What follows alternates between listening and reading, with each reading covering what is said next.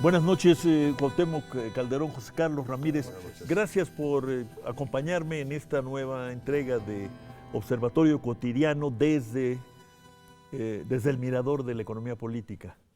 He tratado de ofrecer a nuestra audiencia diferentes puntos de vista, enfoques, memorias, sobre lo que significa el Tratado de Libre Comercio de América del Norte, lo que significó y lo que significa y podría significar en el futuro. Incluso hicimos un ejercicio un poco de economía ficción diciendo la economía sin TLC, ¿qué podría pasar?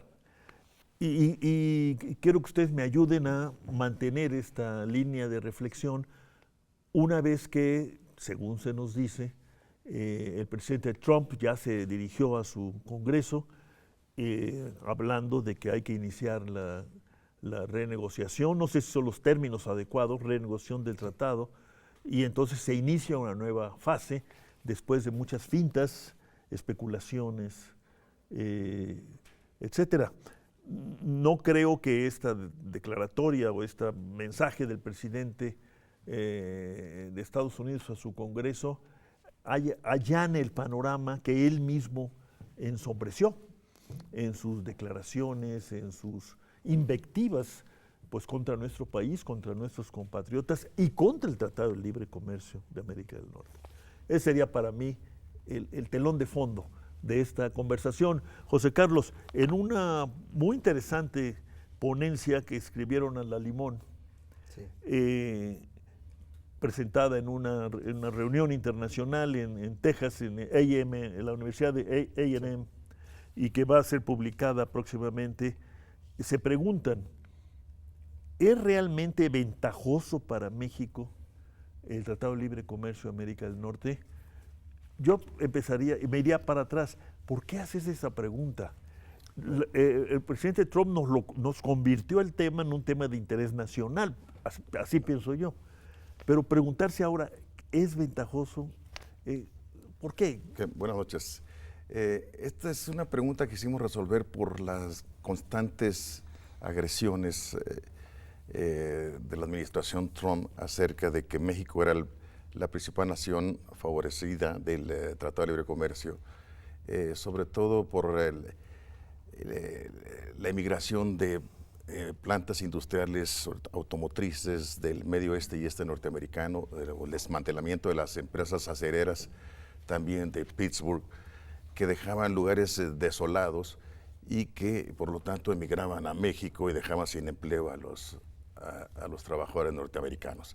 Y la otra es el déficit comercial. Entonces, con estas dos digamos, observaciones, la administración Trump lo que hace ver es que México es una nación que se está aprovechando de los Estados Unidos y constantemente lo reitera de esa forma. Esto obviamente es una falacia, porque nosotros lo que tratamos de probar con algunos datos en este trabajo es que el déficit comercial... Mucha referencia bibliográfica, claro, por cierto.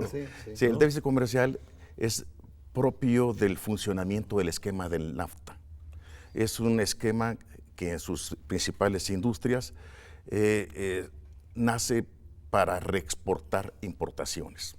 Entonces el margen de valor agregado que en el país es muy poco y por lo tanto si se importa, digamos, 100 pesos y se reexporta 102 pesos, que es el valor agregado por fuerza de trabajo o algunos insumos, pues entonces uno observa que esta es una cosa montada de antemano, es de suyo. Es más, cuando no existe déficit, es que está funcionando mal el esquema del Tratado de Libre Comercio. ¿Tú dirías que esto obedeció a una estrategia sí, exactamente, de nuestros negociadores y dirigentes allá hace 23 años y las transnacionales y los dirigentes de aquel entonces en los Estados Unidos? Exactamente.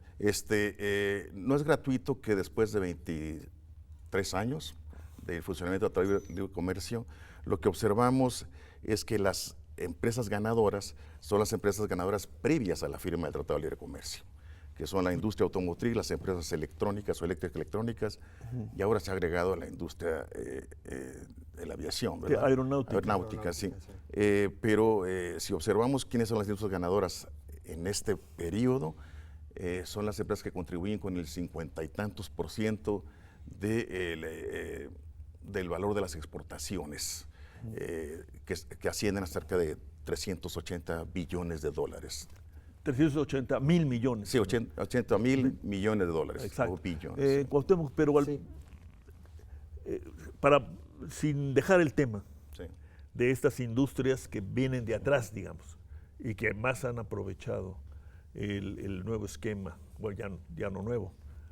El presidente Trump ha insistido mucho, es casi su leitmotiv, no solo en el caso del Tratado de Libre Comercio y la relación con México, ahora lo ha mostrado también al enfrentarse nada menos que a Alemania y a también pasarlo a la línea de los malos, ¿no? The bad, bad, bad guys, ¿no? Sí. El tema que él pone por delante es: han afectado el empleo de los estadounidenses. Yo te pediría tu opinión sobre eso y que al mismo tiempo pensáramos sobre el empleo en México. O sea, ¿qué ha querido decir para el empleo de los mexicanos? Bueno, yo pienso que en primer término hay que ver la naturaleza pues del NAFTA. O sea, no es no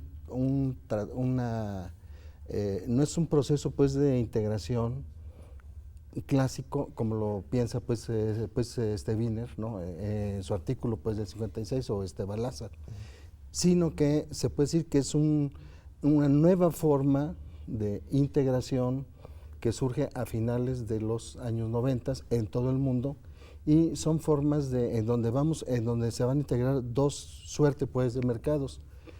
Un mercado de un país desarrollado con uno subdesarrollado. Entonces son formas mixtas y dualistas, o sea, que son inéditas, digamos, en la historia pues del comercio internacional y de la integración. Son nuevas. Ahora, ¿cuál es la especificidad? O sea, tienen un dualismo y en donde lo que va a dominar es el comercio intraindustrial, que es lo que estaba aquí planteando. Entonces, comercio intraindustrial quiere decir es el comercio de la Ford con Ford. Exactamente. Ford Detroit, Ford Hermosillo. Ford Detroit, sí. No sé, Sí. ¿qué sería Sí, allá por tu tierra adoptiva de Tijuana? Pues, la televisión, las pantallas. Las pantallas las arman ahí, ¿verdad?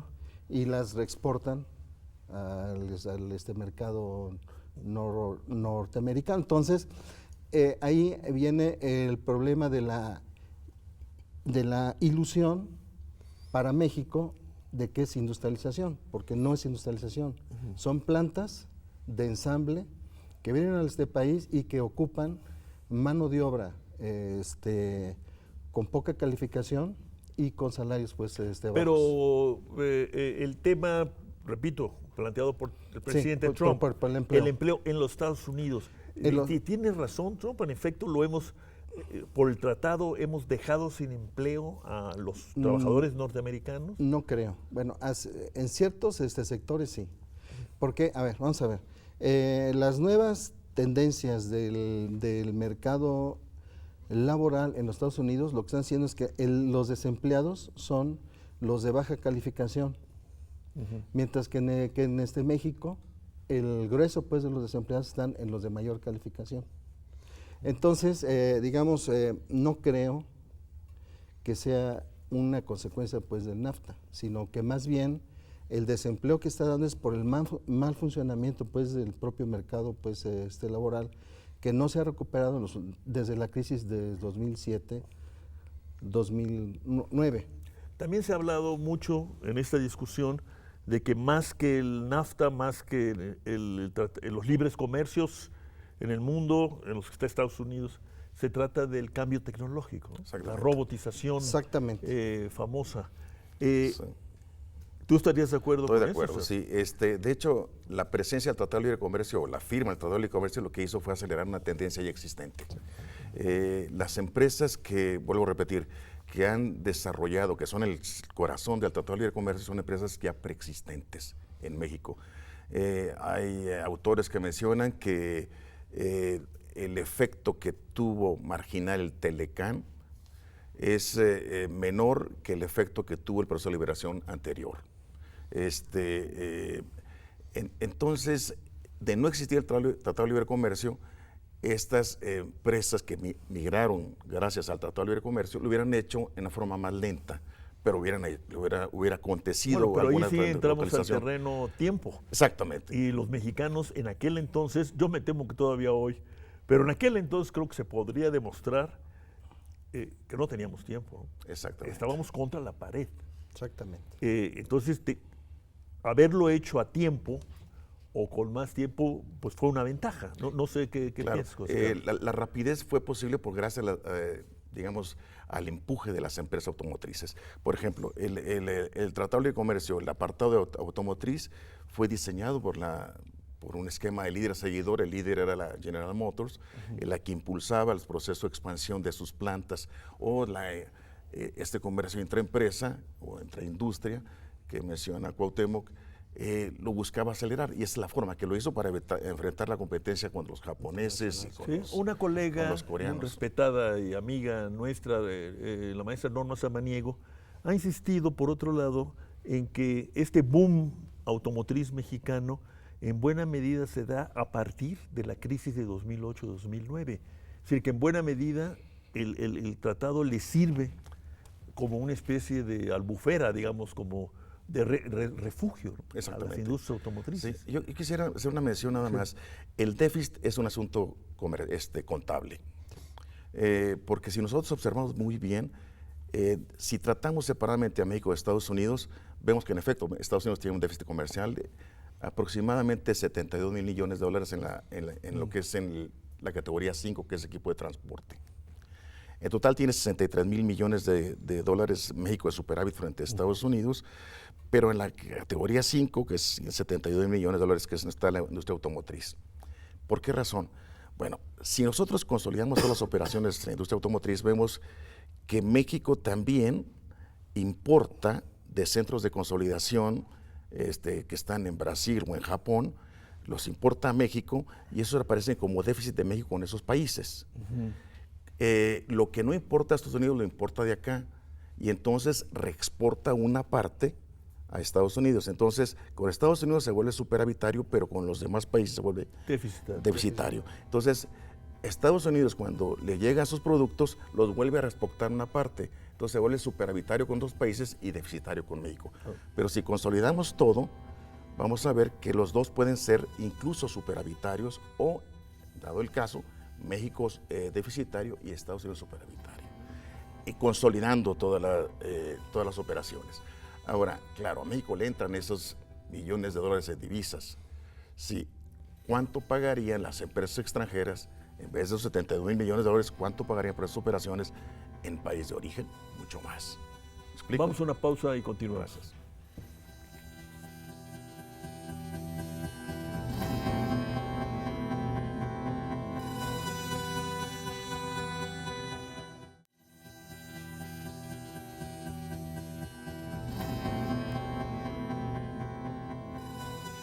Cuauhtémoc, que hablábamos Sí. hace rato, y lo que pasó hubiera pasado, estoy simplificando el argumento de José Carlos, pero más pausadamente, sin tratado. Yo digo que traigamos de nuevo el tema del tiempo, Sí. porque, bueno, en nuestro país lo prometido no se cumplió. Lo prometido no está con nosotros, no hubo alto crecimiento, lo dicen ustedes, lo documentan muy bien. El empleo no mejoró sustancialmente, aunque yo diría, eso no se debe tratar a la ligera. Sí. Se empleó mucha gente, sobre todo allá por tus lares, Cuauhtémoc, que bueno, tú lo viviste. Tijuana, la frontera, esto lo ha estudiado el Colegio de la Frontera con asiduidad y acuciosidad. ¿Qué decimos ahora? Ya, vamos a negociar.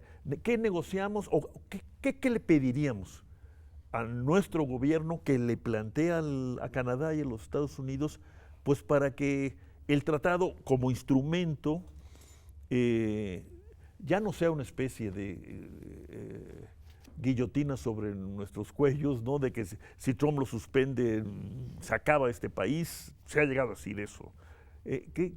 ¿Cómo ves hacia adelante? Y con el tiempo sobre nosotros, porque además dentro del país pues vamos a tener relevo presidencial, ¿no? Que sigue siendo palabras mayores. Mira, yo lo que pienso, digamos, el tratado funcionó, digamos, del 94 hasta el año 2001, que fue la recesión de los Estados Unidos. O sea, sí hubo un cierto impulso, hubo empleo, sobre todo en el norte, pues, del país. Ustedes consignan que las exportaciones crecieron por arriba del 8%, si no me falla la memoria. Ese es un hecho muy relevante. Se creció 9% del Producto Interno Bruto al 40%. Al 40%, han llegado a representar las exportaciones, ¿no? Entonces, digamos, ese es del 94 al 2001, digamos, tuvo cierto aspecto, pues positivo. A partir de la recesión del 2000-2002 de los Estados Unidos, como que el tratado ya no se pierde esta capacidad de dar dinamismo a la economía. Entonces, ahora, el tratado es parte de un proceso más de lo que los autores llaman globalización, ¿no? Ahora, la globalización se dio bajo estas formas de integración entre norte y sur, digamos, entre los países del norte con el sur, se dio estas formas. Ahora, es importante remarcar el impacto de la gran recesión de 2009-2010, que lo que pudimos ver es que sí marca el fin de esta era de expansión y abre la posibilidad, digamos, a escala mundial de una contracción del comercio, que ya lo estamos viendo, y de problemas de crisis. O sea que estamos frente a una nueva era en donde el vocero más importante es Trump. Digamos, él encarnaría esta tendencia pero Trump, neoproteccionista, ¿no? Eso, te iba a decir, Trump parece un proteccionista autoritario, es decir, más bien un mercantilista, ¿no? Sí. ¿Eso es bueno para el mundo?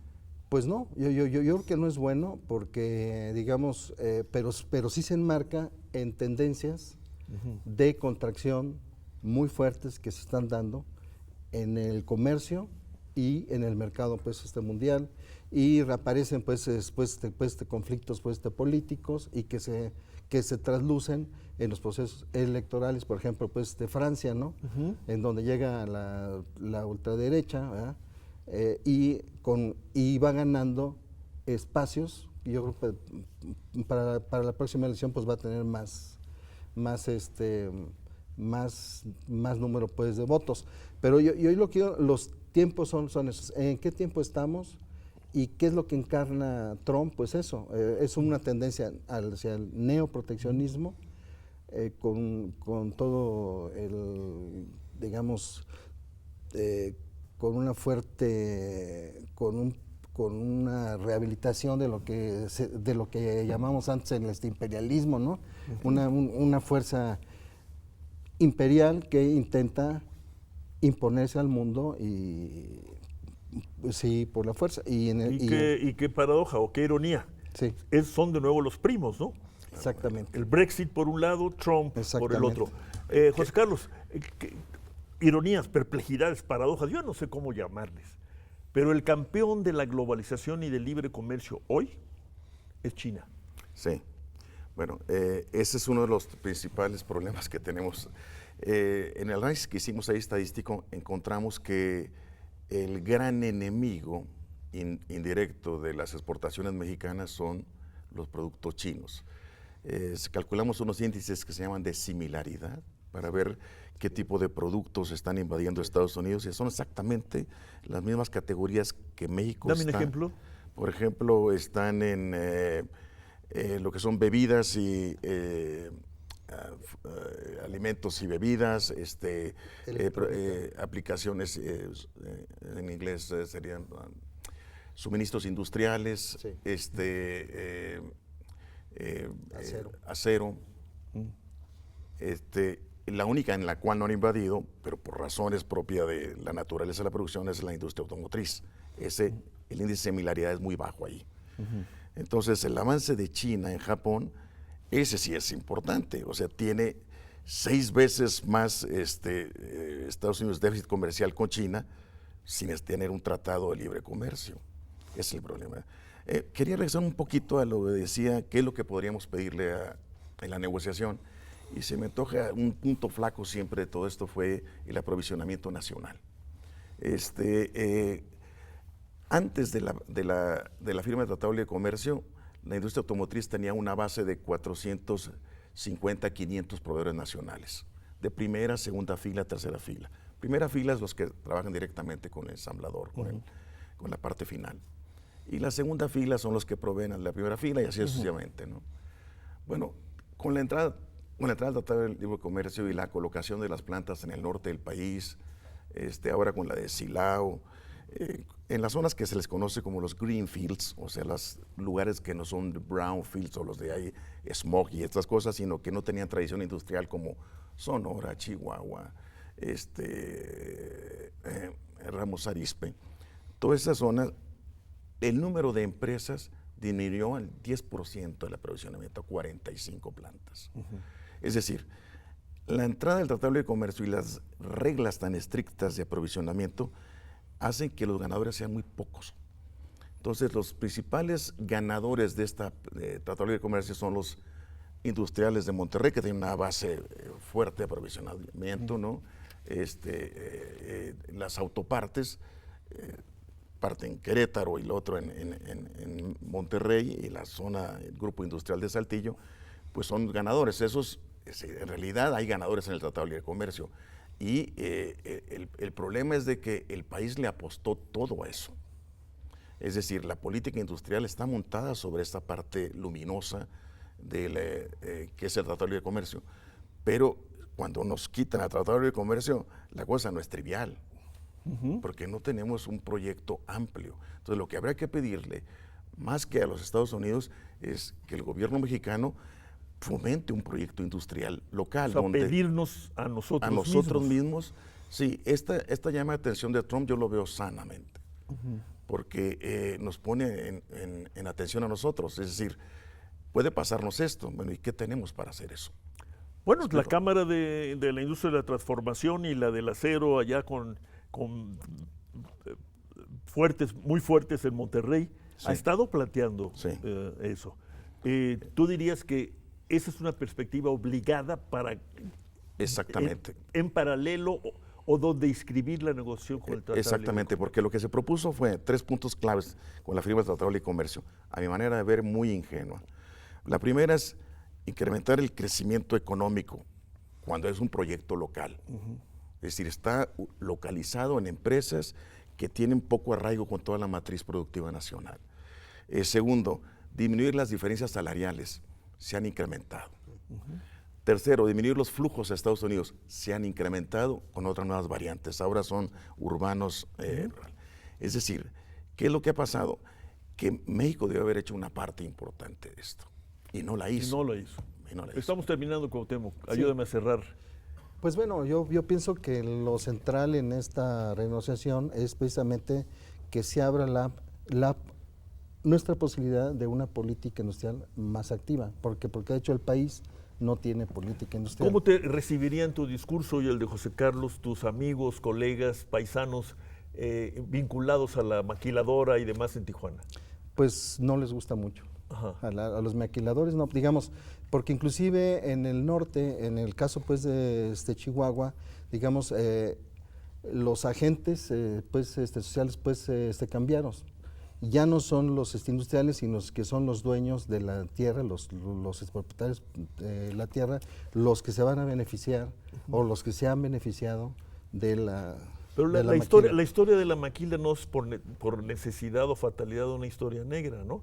En Taiwán, en Corea, en China ahora, se pasa de la maquila a la industria propiamente dicha, en tus términos, ¿no? Porque es diferente. ¿Y por qué no hacerlo aquí? Pues por el tipo de maquila y de negociación y formas de captación. Por ejemplo, hay que procurar la transferencia pues, de tecnología, de saber hacer. Hasta ahora no hay eso, no hay. O sea, La maquila no nos transfiere pues know-how. Pero como dice José Carlos y tú, en buena medida todo eso depende de nosotros, ¿no? Exactamente. Muy bien. Así es. Pues aprestémonos a demandar que la negociación forme parte de una mayor negociación que tiene Sí. que ver con la política industrial y Exactamente. un proyecto más integrado de desarrollo, Así por lo menos es. una visión más integrada. Exactamente. Cuauhtémoc, muchas gracias. No, pues José muchas Carlos, gracias muchas por gracias, este Rolando. auxilio en esta empresa de divulgación y difusión de la cultura, como marca nuestra ley orgánica. Ok, gracias. Muchas gracias. Buenas noches, buenas noches.